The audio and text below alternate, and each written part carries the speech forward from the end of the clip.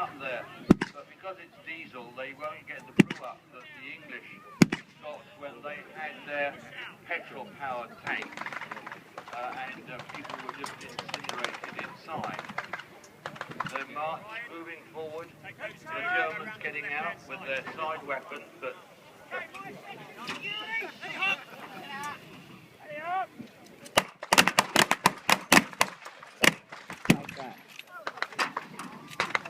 some of them are being caught.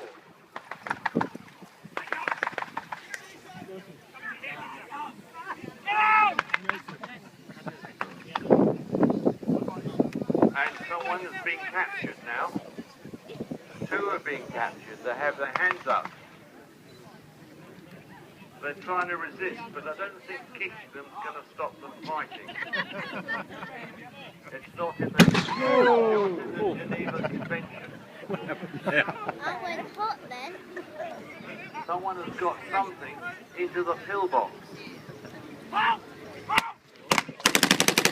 the Germans are now attacking with reinforcements. And rifle fire is not going to hold the Germans off for very long. Ooh.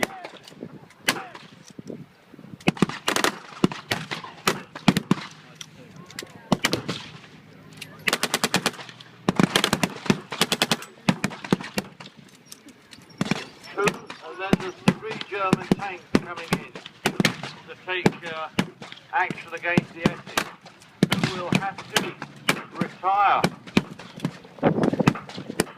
and fight another day if they're sensible.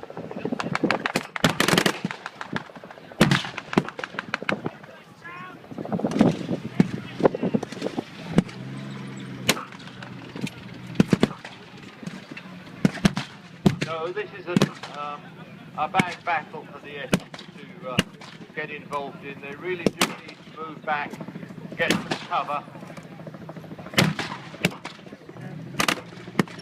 and another day.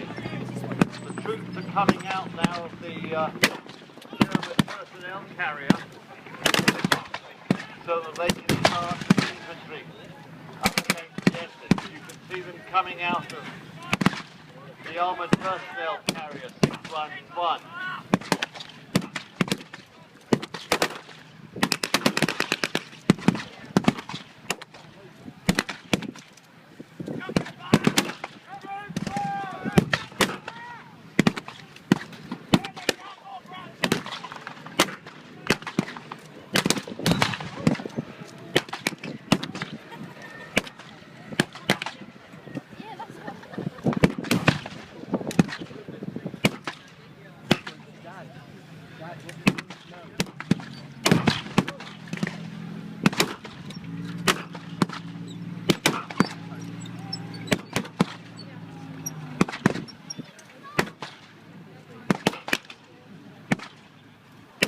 So superior armour now is beginning to count because the Germans have been brought up in protection. The Essex can't do a lot. They're having to just shelter, as it were, mob-handed behind the German tank, and there's not much shelter there.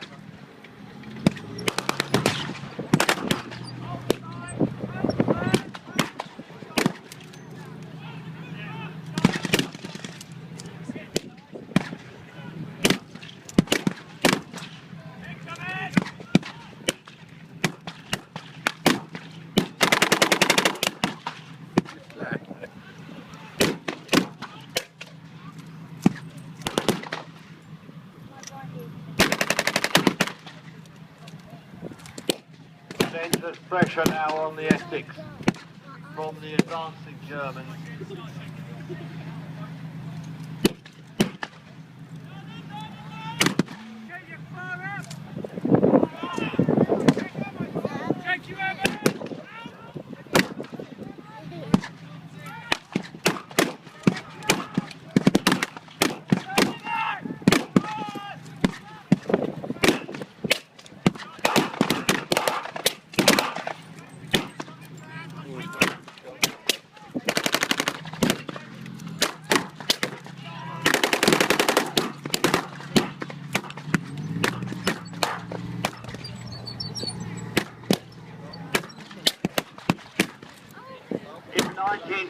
fall, the Germans also used a flamethrower, which I'm glad they're not using today on this long grass.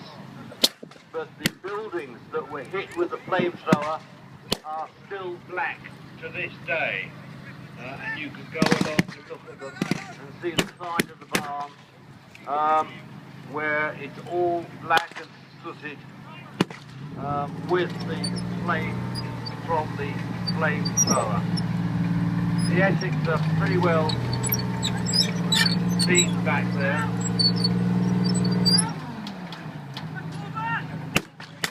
What actually happened to the Essex was that they called in artillery and also took, of course, artillery from the German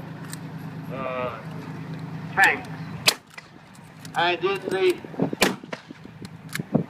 shell holes that were made, the Essex hunkered down into their own shell holes and into the German shell holes.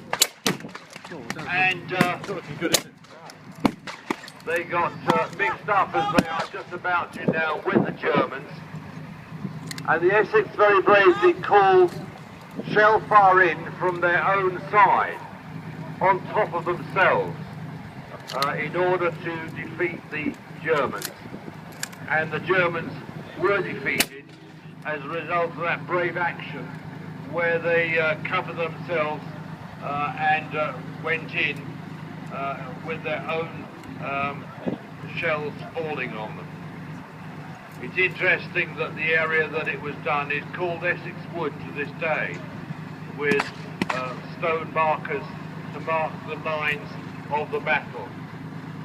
And 2 military crosses were awarded that day to members of the 2nd Battalion, the Essex Regiment. One was awarded to the medical officer who tended to the wounded with very great personal courage to deal with the situation. And the other was awarded to the battalion's padre, their chaplain, who went and lay down on top of wounded men as the shells came in to protect them from the incoming fire from the English zone artillery. So the awards were made with due diligence and due recognition.